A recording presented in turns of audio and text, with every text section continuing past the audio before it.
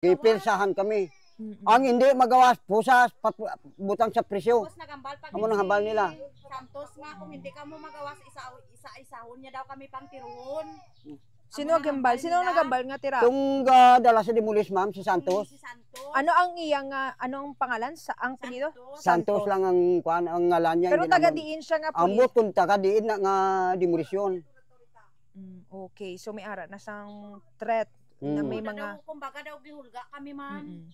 Okay, tatay. So subong din kamo temporaryo nga gatiner. Adre lang, ma'am. Dire lang ang iban dito, galapta lang kami. Mga gamit gani namon nang nagahangyo. So tatay, ano ang para ano naton, ano ang panawagan naton sa publiko basi nagakinahanglan kamo sang bulig, tagaan taman ka sang ligwa nga manawagan basi may mga tawo nga mag-extend sang ilang bulig sa inyo, panawagan tay, din kamo pwede nga makit-an.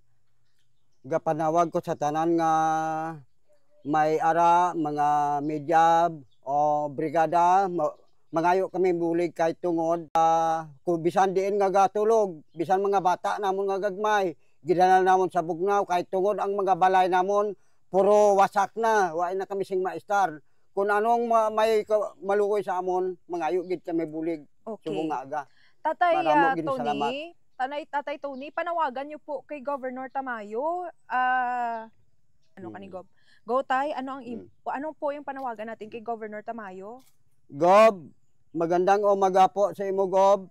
Ngayon umaga maghingi ko ng tulong bilang bulig, bilang tulong lang sa amin kay mahirap kami ngayon na araw. Kahit yung mga bata namin maliit, mga apo ko, wala sila matulugan. Dapat, Gob, tulungin mo rin kami. Maraming salamat po sa imo.